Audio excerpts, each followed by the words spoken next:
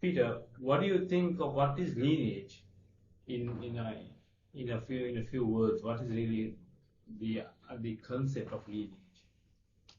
Well, lineage was very important in Father's teaching, and it's very important to recognize that lineage, how we use it, is very different than the ordinary everyday meaning of it. Lineage, in everyday usage, my grandparents, my uncles and aunts, my siblings, all in the same lineage. That's normal. But Father never used it that way. He had a more spiritual understanding of lineage, because from the time of the fall, we all fell under Satan's lineage, as the Father teaches. From the Bible, John 8:44, where it states, "You have your father the devil, and your will is to do your father's desires." So since the time of the fall, all of us have been in Satan's lineage with original sin. So, true Father, as the Messiah, is born without original sin, and his mission is to create God's lineage on the earth and to remove the original sin as the process of people being able to enter that lineage. Okay? So that's a very important difference. So in other words, in Father's family, all of Father's children, you might think, in the everyday usage of it, they're all in Father's lineage. Physically they are, but he's not talking about that. He came to establish God's lineage on the earth, and that began with true Father. Now, children who don't follow Father, they're just like Adam and Eve. Adam and Eve were in God's lineage initially, but they left God and they joined Satan's lineage. So even in Father's family, in order to join God's lineage, they'd have to become completely one with true Father.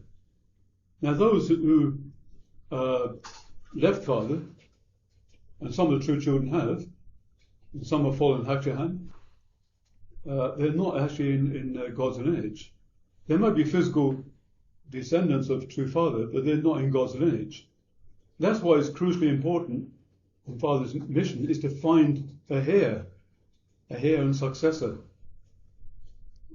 as part of, because the beginning of God's lineage is true Father himself, not his father.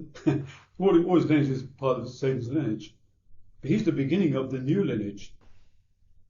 You see, otherwise his brother could be Messiah. No, everyone's born with original sin in Satan's lineage, but true Father is the beginning. That's why it's crucially important that he find among his children a heir and successor, and that person has to be totally one with true Father. How about the mother? Does the mother carry the lineage?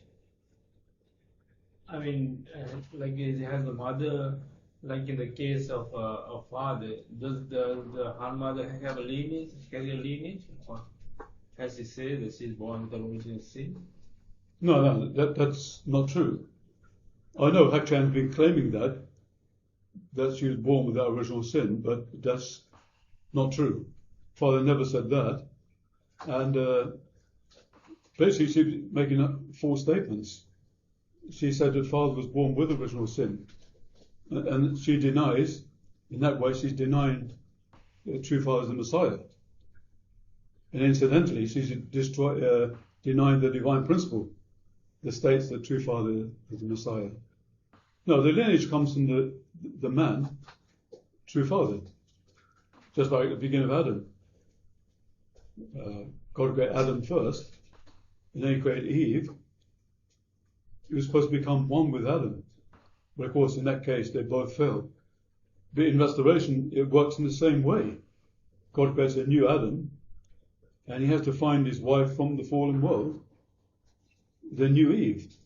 But she has to become totally one with him. But the lineage starts from true Father, not from a woman. She's like all of us, born with original sin. She's the first person, in a way, that receives the blessing, so her original sin is removed. But from that point on, she needs to grow in union with true Father to reach perfection. And then they become one only at that point. But she doesn't have the power of lineage or anything like that. Only true Father has that. So the lineage starts from the seed, from the male seed, not from the woman's ovum. Well, that's right, yeah. The lineage is a biblical concept. Because if you look at Jesus' lineage, I mean Jesus' lineage is always from the male side. Even there were women involved in the lineage, like Tamar and people like that. Well, So, in Jesus' case, certain conditions had to be made in his lineage, as you mentioned, like Tamar and others, who made incredible conditions for the Messiah to come in the future. But all these people, they're all from the evil world. It's all born of original sin. But they made incredible conditions so that Jesus could be born without original sin.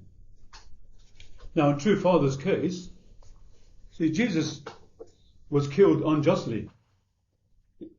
Jesus was supposed to be accepted by the people, and he should have been free to find a wife, restore an ideal family, and save the world. But he was prevented from doing that because of the failure of the people at that time. They opposed him and killed him. But Jesus died unjustly, and the way he died for the salvation of mankind. He didn't try to run away, or didn't curse God or anything like that. So his death, he could go to the spiritual world intact, and he could come back and establish spiritual salvation as the foundation of Christianity, and that the foundation of Jesus' work was the foundation for the second coming of Christ. So 2,000 years later, it's like a repeat of the history of Israel, that true Father could come at the end of that. He didn't need to repeat all those conditions that had to be done in Jesus' lineage. He just inherits Jesus' foundation. So he's the beginning of the lineage. Exactly, yeah. So he's the beginning of the lineage, and he comes on the earth. He had to grow to reach perfection and so on, but he had to find his wife in the fallen world. The wife is any person. There's no one born incidentally as a new Eve. No one born in that position. There's no one born as the only begotten daughter. That's a falsehood. He has to find someone from the fallen world, and this person, he bless that person and educates, just like true Father did to all the members. He educates us, bless us, and we're supposed to grow to reach perfection at some point. But in the Han mother's case, let's say, like her mother and her mother, there were 3 generations of only daughters that were born of this. So that is why there was a condition laid for her to be born without original sin. Well, I'm sorry to say that's nonsense. That's not mentioned in divine principle or any of Father's teaching. That's a theory she created, just like the false theory of the only begotten daughter born without original sin, which she actually said in a deposition under oath. She said it with a straight face, saying that Father was born with original sin, while I was born without original sin, as the only begotten daughter. It's totally the opposite of divine principle. And it's a barefaced lie, like what many other things it states. The Father's first wife, it's a not easy position to fulfill. She couldn't fulfill. She lost faith, and she left him. So if Hakchan, as she claims, was the only begotten daughter born without original sin, then who is the first wife? She was meant to be true mother. she would have been true mother if she kept faith. So that proves that Hak-Chan, lied. You can find this in few places, but in the original Chun Cheong Gyung, page 1179, she said, true father said, she was meant to be true mother. So that itself exposes Hak-Chan false claim to the Messiah. The position of wife, it's an important position, absolutely it is, but the way of restoration is the opposite way. So the fall happened through Satan, through Eve, and of course Adam the fall. So of course the Messiah has come the opposite way, through a man coming. It's a new Adam. Then the man has to restore a woman, a new Eve, and then the archangel is restored in the process of this. So it's clearly, the Messiah comes a man. There's many claims in the family formation these days that Messiah comes as two persons. Or is it dual Messiah? That's not true. Father never said that. Of course, if she becomes one with him as his wife, in Jewish perfection, she will have the same value, of course. The Father did say that at a certain point, that she's a Messiah with me, but only when she's totally one with him, which authority. She doesn't have that authority on her own. And if she's separated from true Father, then she loses that value altogether. It's like us, if we're one with Father, we can have Father's power to some extent. If we separate from Father, then we're nothing. And that's Hak-Chan has left Father, betrayed him, and continue making claims as if she's still one with him.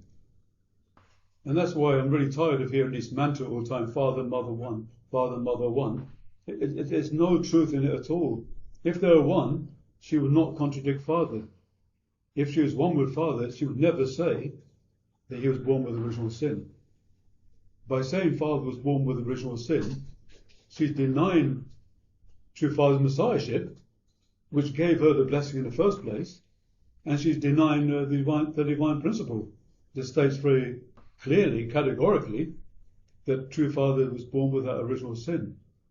As it states, it states in page 390, page 56, 72, where he removes the sin in others. If Father can remove the original sin in others, he couldn't do that if he was born with original sin. So a claim is false. By claiming that she was born without original sin, she wants members to believe that she's the Messiah, not true Father. Maybe she wants members to think, the Messiah comes a man the first time, now Messiah comes a woman this time. No, you can't find that. You can't find any scriptural support for that in the Bible, divine principle, or any of true Father's words. It's a false claim. And she made herself an antichrist. And it's quite a serious thing that's actually happening at this point. See the real heir, the successor, when God created at the first time, Adam was supposed to be the body of God. Do you know that? The representative of God. That's what Father said in Divine Principles, pages, in the original Chun Cheong Gyung book, pages 2140, pages 58 to 59, and many places.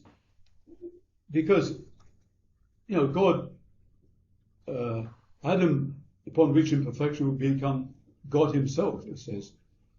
But Eve was supposed to become the wife of Adam, but a wife of God. You see? So God obviously is a spirit. He wanted to have a direct connection with his children on earth.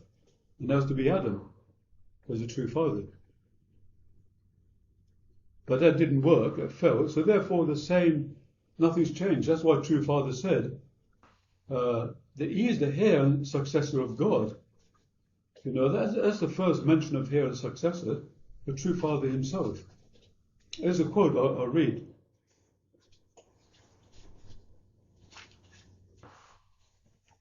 This is, God is and has always been the King of Kings, even before he initiated the creation. The heavenly way, however, dictates that after completing all aspects of the creation, God must manifest substantially as the King of Kings, who reigns over the world of physical phenomena, the sphere of the objects of God's love. That is why, motivated by true love, God sought and found the true parent of the physical world, who was to become his representative and heir. We find that January 15th and the 31st, two speeches in 2009. The true Father himself is the heir representative of God. So in that case, God has physical form on earth. So like Adam, if Adam didn't fall, God would always appear in Adam's form, even after going to the spiritual world. As the Father said many times. It didn't happen. See, Adam became a fallen man. That's why all of history had chaotic, fallen, evil history. But Jesus, who was meant to fulfill this, that's why he's called the second Adam. And he was God on the flesh. That's why people asked him, he said, I'm God. He was seeing me as seeing God. But Jesus, unfortunately, couldn't fulfill God's will. He was killed. Therefore, he said he'd come again. But still, until the second coming could occur in true Father, God always appeared in Jesus' form. He always appeared when people experienced God in Jesus, right up to the present day, and still are. But now, God's appearing through true Father's form. But God, Father always said it has to be a physical representative of true Father on earth. Why? Because it has to be a physical representative of God on earth too. So obviously when the first representative of God dies and goes to the spiritual world, there has to be a second one representing true Father. And that's the reason for a long time Father's always saying there will be a representative in the future. He didn't say who, but eventually he did say, and it was to be Yunjinin. So he says not just any child, it had to be a child who's kept faith in Father, not a child who's fallen. That wouldn't make sense. And that's why the true Father's declaration, I'll read this too. God is the one King of Kings.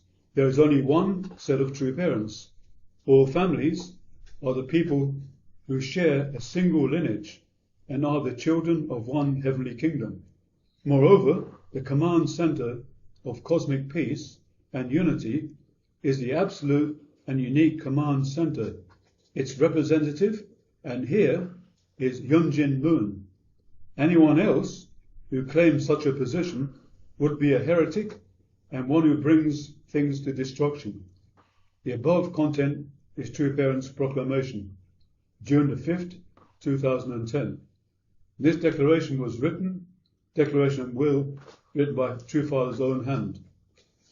So that's the only declaration, the only document written directly by True Father in his own hand, declaring that Yunjinin is his heir and successor. So True Father never made any declaration of any other person. And if you notice there, Hakchan, as True Parents at that time, was with him when he signed it. So that is a spiritually sound document. So that's the most important, probably the most important document True Father ever signed. And that's so Father's lineage at that point established on earth, and Yunjinin was transferred to Yunjinin and Yarnin, who become the representative of True Parents on earth. Even though Hakchan, since that time, left Father, it doesn't matter. That's signed by True Parents at the time.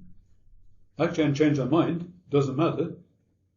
But Yunjin's a heir and success. Yunjin and Yarnim are representative of True Parents on earth.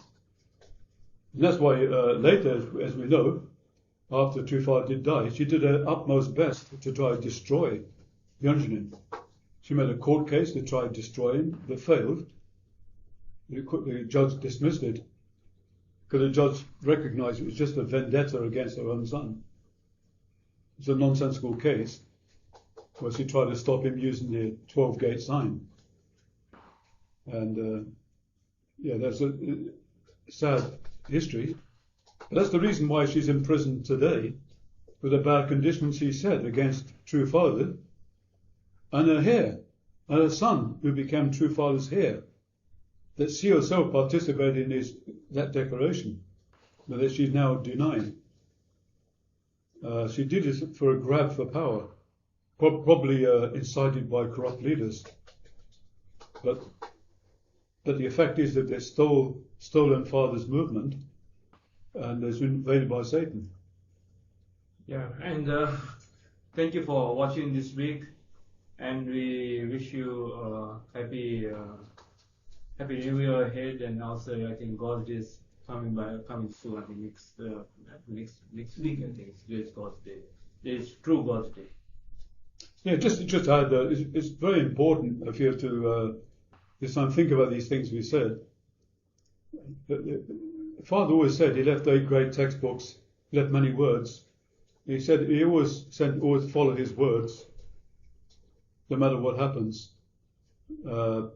Akchan probably have been discouraging members from actually following Father's words, changing his words and so on. But these are the most important words to follow Yeonjim as heir and successor, because he is the one fulfilling that.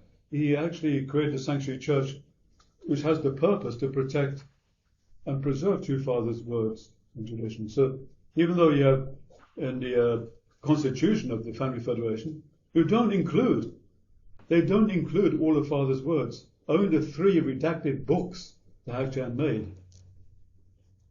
That should be a red flag, if nothing else. But you need to follow Father's direction to follow Yeonjin. And he's a central person of his age. And then you can stay within, receive God's blessing, and stay within Father's authority, which is the most important thing. Yeah. Okay. Thank you for watching this week. And yeah, thank you. Okay, thank you. Goodbye. God bless.